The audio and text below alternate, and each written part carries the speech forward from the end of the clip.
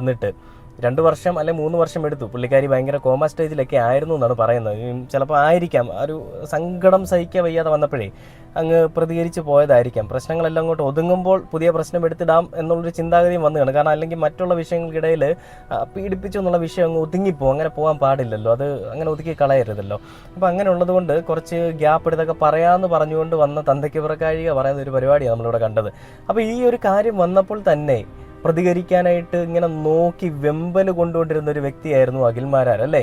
അപ്പോൾ അഖിൽമാരാറിൻ്റെ ഫേസ്ബുക്ക് പോസ്റ്റിൽ അഖിൽമാരാർ പങ്കുവെക്കുന്ന ഇങ്ങനെയാണ്: നമ്മൾ ആരെ ആരാധിക്കുന്നുവോ അറിഞ്ഞോ അറിയാതെയോ അവരുടെ സ്വഭാവം നമ്മളിലേക്ക് ആകർഷിക്കപ്പെടും. പ്രശ്നങ്ങളും പ്രതിസന്ധികളും വളരെ കൂളായി കൈകാര്യം ചെയ്യാനും ദ്രോഹിച്ചവരോടും പോലും ശത്രുതയില്ലാതെ പകയില്ലാതെ എനിക്ക് പെരുമാറാൻ കഴിയുന്നത് ഞാൻ ആരാധിച്ചത് ധോണിയെയും ഉമ്മൻചാണ്ടി സാറിനെയും ഒക്കെ ആയതുകൊണ്ടാകാം. വല്ലാത്ത കാര്യം.